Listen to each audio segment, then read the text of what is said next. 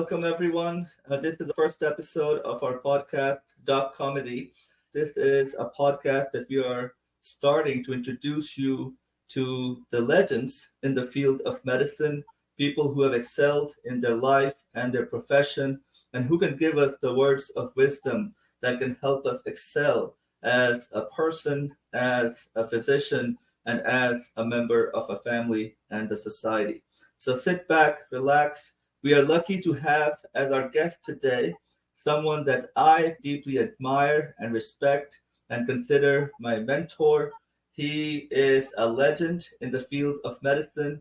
Anyone who is remotely familiar with the concepts of hyponatremia, acid-base balance in the field of medicine and biochemistry is familiar with the name of Dr. Horacio J. Adrogue.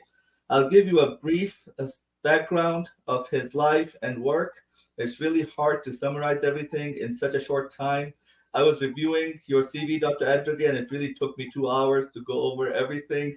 We need a separate podcast really to go over all that you have achieved in your life and in your profession. So Dr. Adrogue was born in Buenos Aires, Argentina. He graduated from University of Buenos Aires. He did his internal medicine residency, and not only that, he did a fellowship in pulmonology and cardiology before he came to US for a fellowship in nephrology at Tufts University, and he graduated in 1998. He joined Baylor College of Medicine as faculty in 1970, and since then held all the important positions possible at Baylor College of Nephrology. He was chief of nephrology at VA. He was chief of nephrology at Houston Methodist. He was the director of the transplant program at Houston Methodist. He was the chief of nephrology at Baylor College of Medicine for a couple of years. He was also the fellowship program director, and he was promoted to the professor of medicine rank from 1990, and he served that role till 2021. And currently, he is the distinguished emeritus professor and master clinician at Baylor College of Medicine. His research and work is astounding. He was a principal investigator for multiple clinical trials. I think the most famous that I know of is ALLHAT, that had multiple grants, at least 10 or 12 grants through his career. He has published in almost all the reputable journals in medicine, the journals that we dream of publishing in. Dr. Adrogue has been publishing in the 70s. There were a couple of years when he published almost yearly in New England Journal of Medicine. My first introduction to Dr. Adrogue was during my residency when my nephrology attending told me, have you read the review article on hyponatremia by Dr. Adrogue that was published in 2000? And at that time, I was not familiar with that article. Once I reviewed that article, I kept that at my bedside for the next 2 years of my residency. And when I went back and looked into New England, Dr. Adrogue actually published multiple articles on the subject of sodium, hyponatremia, acid base in New England. He has written more letters to the editors at New England Journal of Medicine than I have ever written to my family. So he has published extensively, not just in New England, also in JAMA, Journal of Clinical Investigation. He has written multiple books on the subject of medicine. His book, Blackwell's Basics of Medicine, had 6 volumes, and it was translated into multiple languages, including Japanese as well as Russian. If you go on ResearchGate, you will see that and ResearchGate does not encompass all the work that Dr. Adrogue has done. He has published more than 200 articles in reputable journals. I think ResearchGate only has 120, 130 of them. But he has about 46,000 plus reads over there, about 7,700 plus citations, and his research interest score was more than 3,500. So it's an honor for me to welcome Dr. Adrogue. Thank you very much for joining us, and I hope we are going to have an enjoyable conversation. All right, Dr. Adrogue, can you hear me okay? Yes, I hear you very well, and you have been extremely kind. And if my wife were to believe 1% of what you said, I will be very grateful to you. I've met your wife, and she's very kind, and I'm sure she knows all this about you, and that's why she's been with you for a very long time. So I introduced your professional life, but I forgot to mention on the personal front, Dr. Adrogue has been equally successful. He has 5 kids, and 3 of them are lawyers and 2 of them are physicians, or the other way around, three physicians and 2 lawyers. And the highlight of our year at Baylor College of Medicine is getting the Christmas card from Dr. Adrogue with a picture of his kids and grandkids. And we all have those pictures on our refrigerator. So Dr. Adrogue has been equally successful in his personal life. Thank you. So I wasn't able to encompass everything that you have done in your personal and professional life. But the first question I would like to ask you is, how did you do all of that? How did you excel and were so productive in your professional life without compromising your personal life? What are some of the strategies that you have followed in your career that we can learn and apply in our lives? I would say this, Ahmed. Let me just make 3 points about how to excel in life. I think that the first is it's important to be thoughtful in the process of reaching any decision. And then once you reach a decision, you will keep it and do not deviate or start vacillating simply because people are suggesting different opinions. So the second thing is, and I think that this is an important point, is about not choosing your career to satisfy the desire of anyone other than yourself. Then embrace it with passion, given to your profession, your heart, your brain, your soul. And if you do that, success and happiness will follow you. And the third very important point in life, I think, is to always be fair, honest, humble, and work very hard. Your main goal also is not to please your peers, not to please your boss, or be famous or rich, but instead it is to fulfill the mission that you are given from God. So you have a chance at the end to go to heaven. This is our final destination. And that's will be in a capsule, how to excel in life. Well, yeah, thank you very much for sharing that. I know this is not a fashionable opinion these days to discuss about religion and God, but most of us in our personal lives definitely eventually want to get that result. Absolutely. You are correct. So, Dr. Advocate, I know until last year, you were working full time and you had a very, very busy schedule. You were rounding in the morning. I know you would be at the hospital at 8 in the morning, then you would be at clinic in a couple of hours. You were seeing dialysis patients, you were attending all these meetings. So you've been working extremely hard. And despite that, you've been writing nonstop, you've been publishing. Even most recently, you published a review article in New England just on the 19th of October, a few days ago, on the topic of syndrome of inappropriate antidiuresis. What keeps you motivated to work so hard? Because for me, the motivation to go to work is, my family, because I don't want to see them all day. And that's why I want to go to work. But what keeps you motivated to work so hard? And how do you keep yourself so sharp and active? Well, I would say, let me basically comment about writing and publishing. I think that writing is very attractive because it's truly an intellectual challenge. You you find a particular problem, you try to clarify and find some type of new concept or something that you can bring from that. Certainly, it demands a large effort. It's very time consuming and requires continuous self criticism to rewrite every word and sentence or paragraph to make sure that you get a final version, if you will, with quotation marks of your paper. Then, in the process of publishing, uh, force you to think very deep in the problem, and allow you to develop concepts. The reviewers and editors certainly help polishing your product.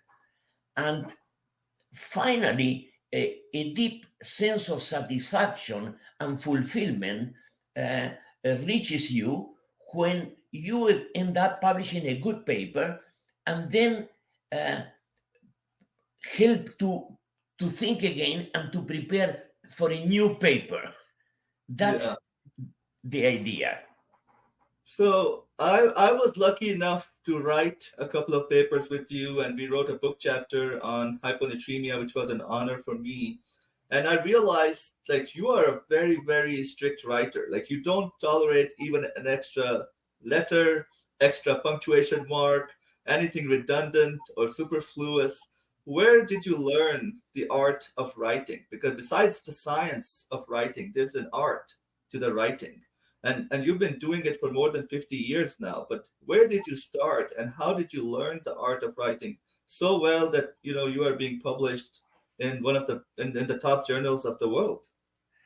I am very glad, Ahmed, you asked me that. I got that largely from Professor William Schwartz at, at Boston. He was the chairman of medicine at Tufts University. As you know, William Schwartz is the one that, in association with Barter, described the syndrome of inappropriate ADH. And Yeah, I spent 3 years at Tufts University between 1975 and 1978, and I, I am, I felt very honored to co-author a few papers with William Schwartz, and I saw how obsessive he was, and how searching for perfection and never being happy with anything that he wrote unless he considered that was a jewel. That, I think, was the main driver of my approach to write. yeah. Okay. And I think Tufts was where you met your writing buddy, Dr. Nick Medias, and you guys have been writing together for the past 40 plus years. You hardly tolerate any other authors with you. I know there were some papers where some people could sneak in as a third author or fourth author, but most of the papers you wrote were just you and Dr. Medias. So how did you find him, and how did you get along so well with each other? Even when Absolutely. you are not even when you are not in the same city. Absolutely. I want to, yes, but the interesting situation is this. As soon as I reached Boston in life as a research fellow at the renal section of Tufts University, I was assigned to work with a Greek physician, a young Greek physician who was a senior fellow. His name was Nikolaos Imadias. And once I started working with him, I thought that his accent was was as bad as mine, and I said, how come these two guys will be able to work? And we did.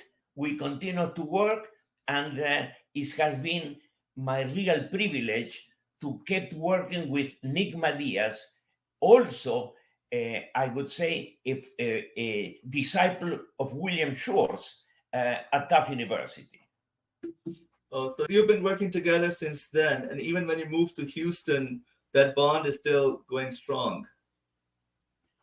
Absolutely. And I think that um, the beauty of the relationship is that we are both extremely obsessive, but we and uh, but we are really different as to how we think, etc. But uh, eventually we find common ground to say something that is satisfactory to both of us.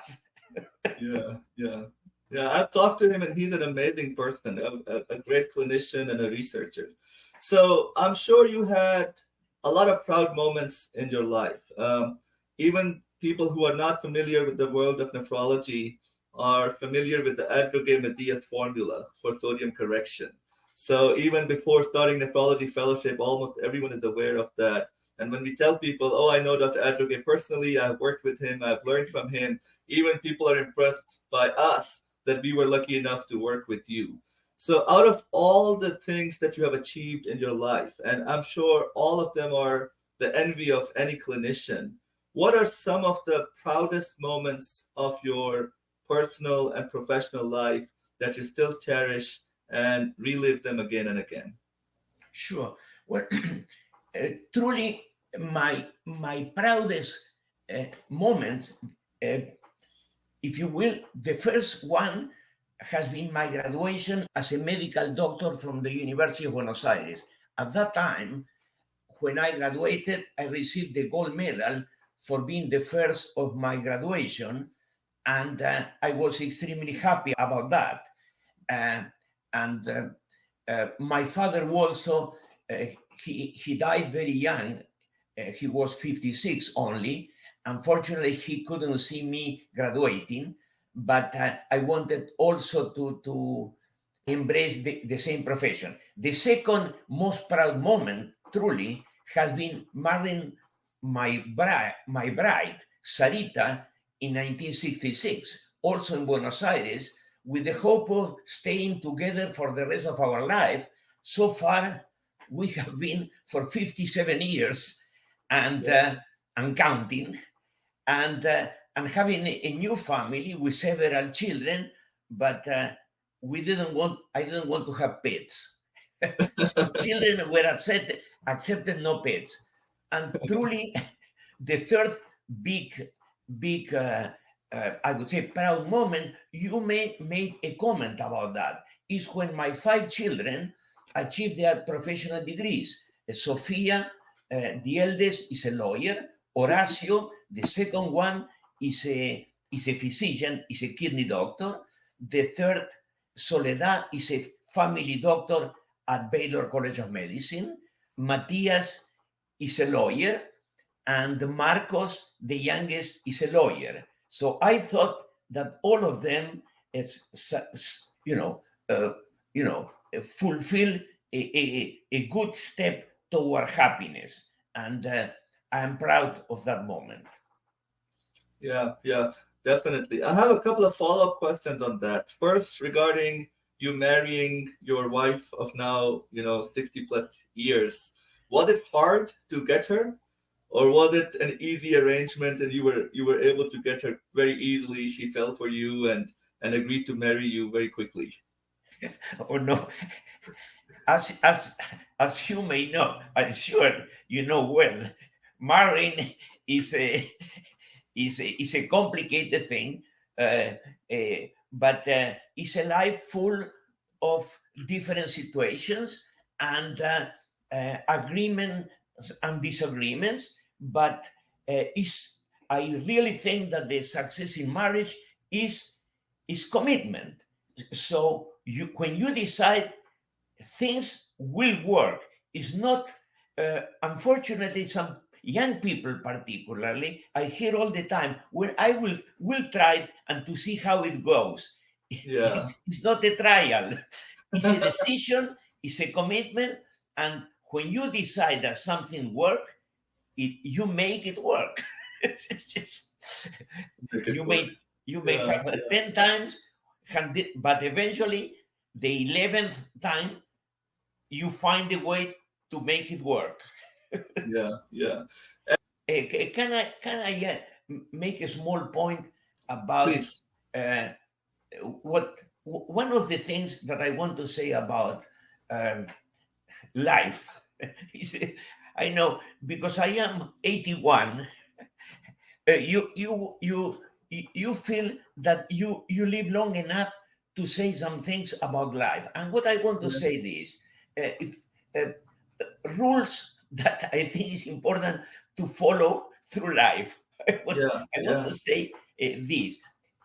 Number one is be honest with yourself and with everybody else, Mm. and recognize that life is tough for you and for anybody else, and do not complain. Do not complain. The second thing, you need to be reliable, consistent, respectable, and always keep your word. Your word is fundamental. uh, and the third point is don't ever consider yourself better than someone else. And remember the scripture that says, whoever exalts himself will be humbled, and whoever humbles himself will be exalted. And I That's feel nice. very strongly about all of that. So That's my humility takes you a long way. Huh? absolutely, absolutely. And you are humble, and that's one of the reasons why I appreciate you that much, in addition to being smart and hard worker. No, you are very kind.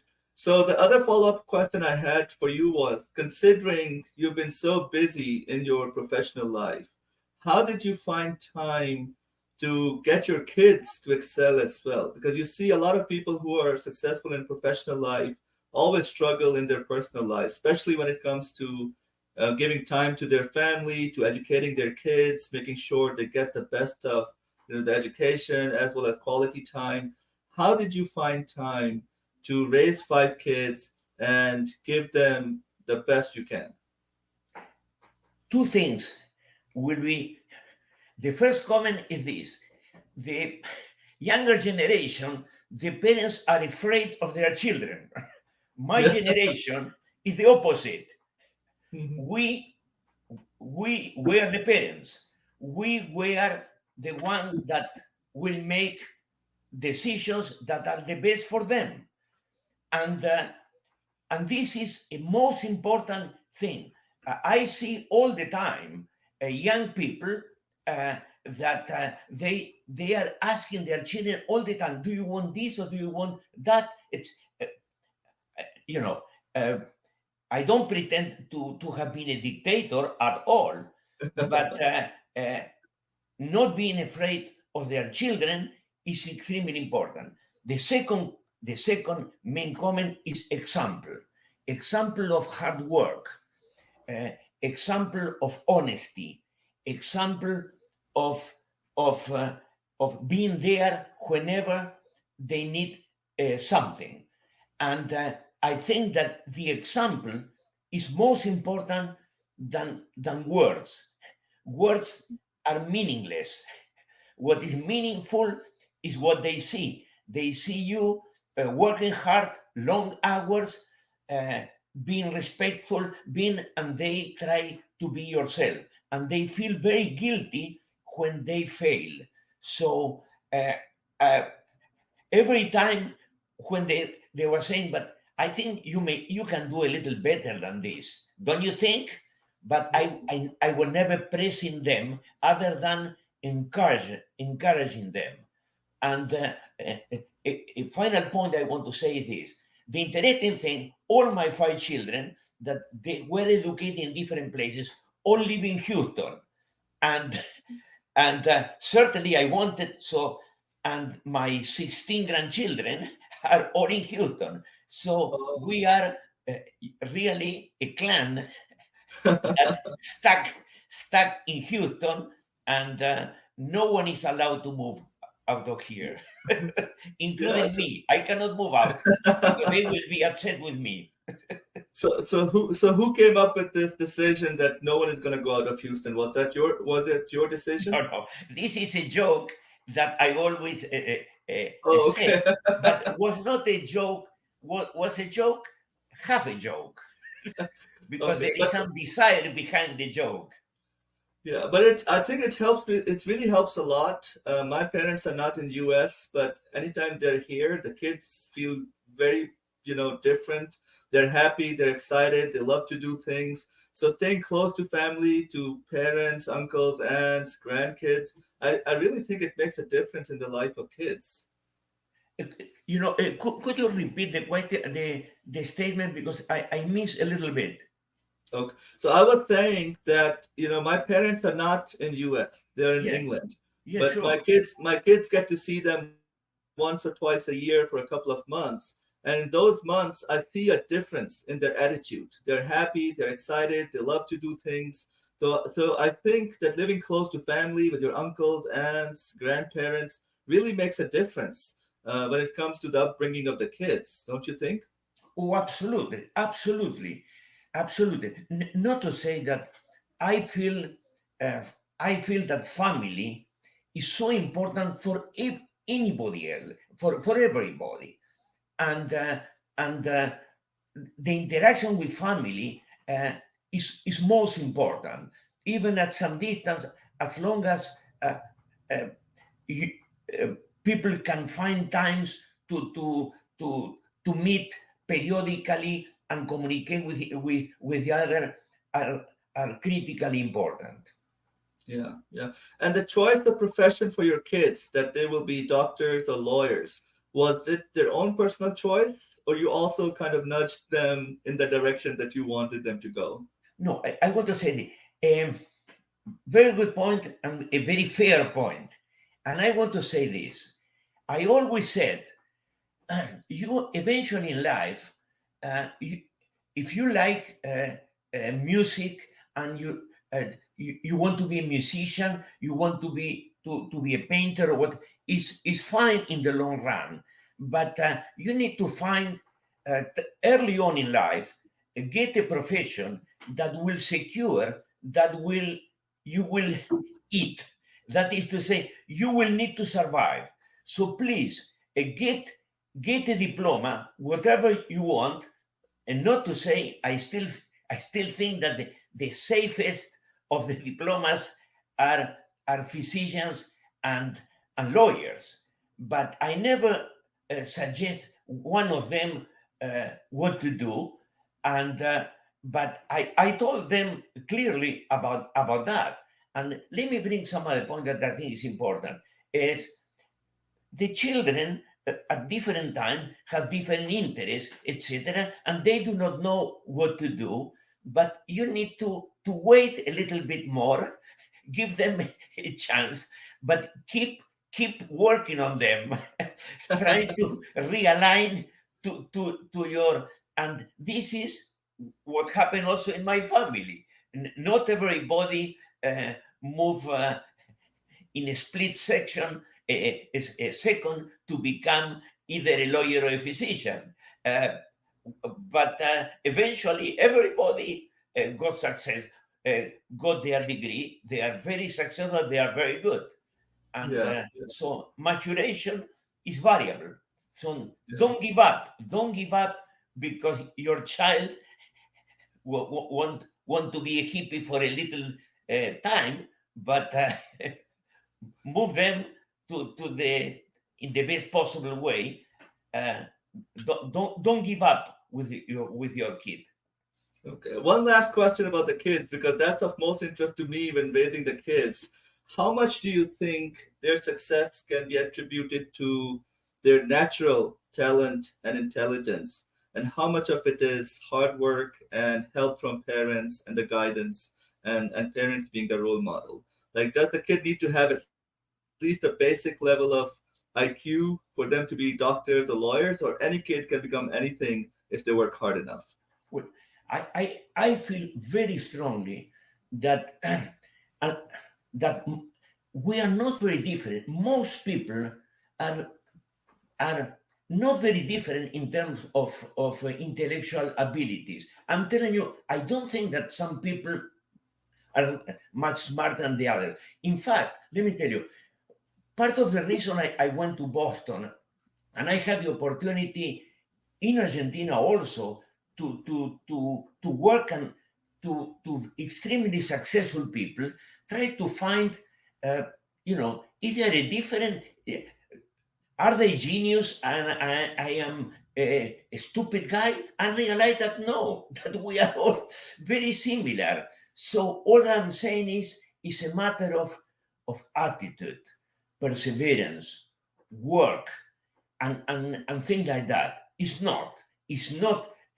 unless there is an organic problem that most people don't have it. So Yeah, short of that, uh, we are very similar, very similar. very similar. Yeah, that's a good point. So tell me this, Dr. Advocate. So for all of us in academic world, it's a dream for us to publish into a journal like JAMA and New England or JCI. And you've been doing that for the last 40 years. I know the first time, I'm sure you're very excited, very happy, but you have done that since then like hundreds of times. Do you lose the excitement over time? Oh, it doesn't matter. It's New England or JAMA. I'm just publishing. I don't care anymore. Or do you still feel excited every time you publish something and you get recognized for your work? No, I maybe I shouldn't, but I remain very excited every time. Maybe You I do. shouldn't at 81. Yeah. But But uh, no, because um, truly is it, you work hard. But you end up finding a different way to express things, and you find solutions sometimes that are hidden, that are there, but they are hidden. But the satisfaction you recognize when you write something good. To be very fair, some of the papers I have published in the past are not good. Or some of them are not good. really, But that's what. many are very good. But will depend how much work I did, etc. Early on in my life, some of them were a little superficial. So, But so when, with time, and that's the other big point, the more you write, the more, the better you become. No question about it.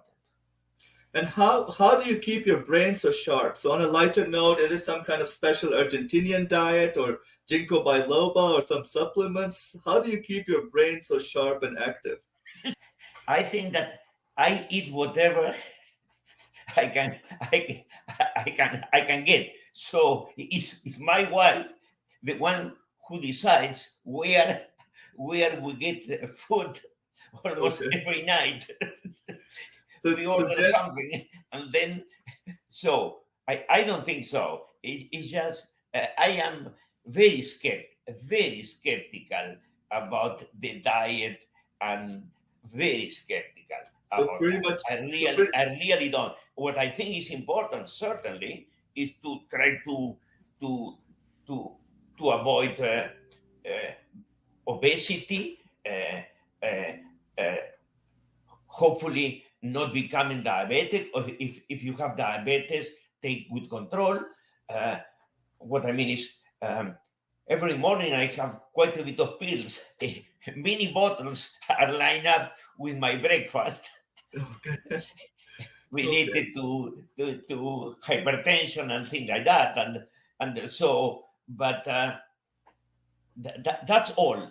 That's all. Nothing very special. So you pretty much eat everything natural that's on the table. Everything is in there. Yes, yes, Okay. Okay. certainly. Okay. So let's switch gears. So, I've noticed a lot of people who are focused on research are not very good clinicians, and a lot of clinicians don't have time to do research. I've worked with you and I've seen, your interaction with the patients, and I followed some of the patients after, you left rounding for dialysis patients. And your patients love you to death. They were devastated when you stopped rounding in the dialysis units. Your patients love you. You had a great bond with them. What kind of tips and tricks you were using to keep your patients a big fan of yours, to keep them happy, to keep them motivated? A lot of dialysis patients get depressed easily, but all your patients were happy, relaxed. They were pretty okay with what was going on. So how do you keep them going, and what type of tricks you were using to build a repo and bond with the patients, that the special bond that you had? Sure. I want to say, is how you can get support and trust with patients. And let me say several rules. Some people may dislike it, but that's the way I say it. The first rule starts with you. You need to look neat, dress like a doctor. Mm. Then meet the patient, shaking hands and looking at their eyes always. And the interaction needs requires being close to the patient, feeling all the time. The patient need to feel respected. uh, they need to think that you are just a human being helping other human being. Both are equal. This is important. Both are equal. Then when you explain the condition of the patient, then you need to to explain in a very simple way so the patient learn what's the problem. And in general, when people learn something, they feel very happy about that. The next point I want to say: do not scare patients. This is important. Do not. Some doctors are scaring patients. What do I mean? They come to see you already afraid. And Mm. in the interaction with your patient, you should provide some reassurance about their condition.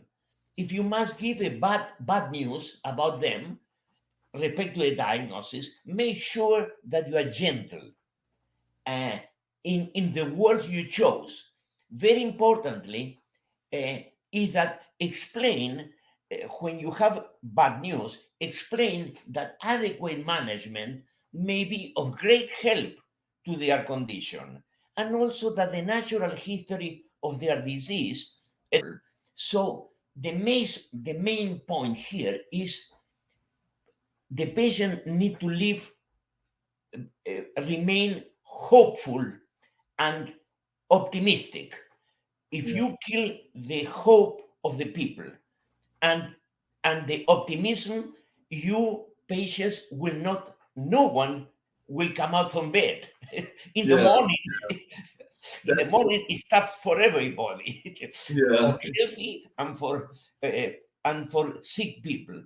So Yeah. make sure that they are hopeful, even if they have very bad conditions. That's basically the main Yeah. points. So Thank you. that's what I noted when I was rounding with you. Like we would go to the patient's room in the morning if their kidney was failing or transplant wasn't doing so well. We will tell them, and they'll start crying and they'll get depressed. And then you would go and talk to the patient and come out of the room, and patient was happy and relaxed, and they were fine with going on dialysis. So there was something you said that gave them hope, and they forgot about the worst to come. Oh, absolutely. I want to. A, a common situation is people says, I'm smoking. This is good. No, it's not good. But but uh, but if smoking one cigarette per day make you really happy, do it. Do it. Okay. So Yeah. I It really won't think fight that happiness is critically important to be on this side of the earth. to heal. Yeah, yeah, that's a good point. So, Dr. Advocate, we have about 5 minutes left, and I have a couple of more questions. So, for the residents and fellows and some of the early career nephrologists who are hearing us, of course, you have published so much, and there's so much wisdom and so much knowledge in the papers you have published. If you have to pick three things that you would want to teach someone, to early residents, medical students, physicians, some mistakes that you see them making clinically, or some things that you think people get wrong all the time regarding your field of expertise, nephrology in general. What are the three mistakes that you see the physicians making, or the diagnoses missing, or some of the clinical pearls that you would like to share from your 50 plus years of experience? Sure. I want to say this. For the physician, number one is that common conditions, as expected, are common. Do not consider a very unusual diagnosis or conditions trying to outsmart doctors unless you have good reason to think about that. Related to that is the second. The smart physician is not the one that offers a vast number of differential diagnoses. The smart physician is the physician who offers only one diagnosis, the correct one. Yeah. True. So these are the fundamental things about general things. Uh, uh, Let me bring some points about, for example, the last paper we wrote in the New England about hyponatremia. And I want to make 2 points. The first point is this. I hear all the time this statement, oh, in hyponatremia, total body water is increased. They have too much water. This is what they have. And then I said, okay, but look at this patient. This patient comes to the emergency room. The patient has had diarrhea for several days, has not been eating. He was just drinking a little bit of tea and water. He has serum sodium of 115, but he lost 7 kilos. Are you telling me he has too much water? What he has is the water excess relative to the body cations, sodium and potassium. So the concept is very important, is to think about that situation. It's not the amount, it's the absolute amount. The second point I want to say, and I have seen for years and years, is about the advice of doctors about exercise.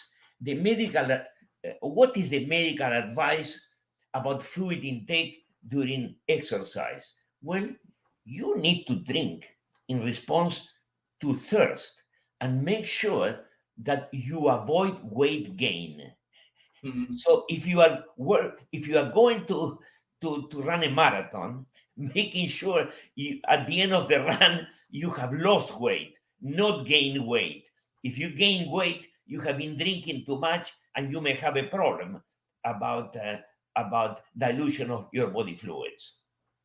Yeah, excellent points. Yeah, I almost finished reading that article on SIAD, and I think I need to read it again. Every time I read something that you write, there's always something to learn. So thank you so much, Dr. Adrogue, for sharing that. Last question, because we talked about personal life, professional life, and of course you are being pulled in different directions. You may get a page from the hospital, you're getting calls from the clinic, your family is calling you, kids are sick.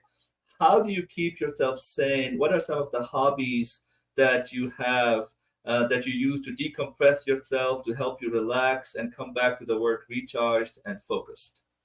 Well, I would say that every weekend, in a consistent manner, I fully dedicate to my hobby in East Texas, where I play a particular cowboy, but it's a strange cowboy. What I mean? Well, number one, I feed cattle with the hay grown from our place. We have a good-looking longhorns. The second, I fix fences and gates, including corrals.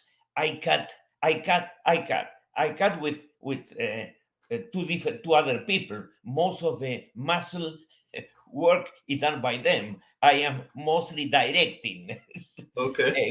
Cut, I would say the trees, etc. Build barns to keep to protect the animals during storms and keep hay, etc. So I do some, if you will, country type of things, uh, 2 days out of the 7 days, and I look forward to go there. And But how long have you been doing that? Like well, every I weekend? for how long? Okay, uh, here in Texas for the last 23 years when I got, but at the same time, what happened is that my parents they have a big ranch in Argentina. So on when I was a boy, and Mm. I was spending 3 months per year in a big ranch and doing a lot of work and riding horses and etc. So I always loved to do that, and I thought that I wouldn't be able to do it in USA, but the good thing that eventually I did. So that's my love to ranch activities started at the early age. Well, well, thank you so much, Dr. Adrogue, for your time. Anytime I talk to you, I learn so much. I believe my IQ points have gone up at least a couple of digits. And there's a lot of things that I want to talk to you about. And I wish we can do one more session in the future, maybe face to face, if you have time, and we can ask some other like personal questions and in a frank and easy atmosphere. But thank you very much for taking time out to share your experience with me and with our audience. If there's anything else you would like to say before we close. No, just to say thank you very much for this opportunity. I am very proud to be part of your podcast. Thank you. Thank you, Dr. Advocate. Thank you very much for your time. So, thank you, audience, for listening. And please follow our podcast for more interesting insights and interviews. Until next time, it's goodbye from DOCOMEDY.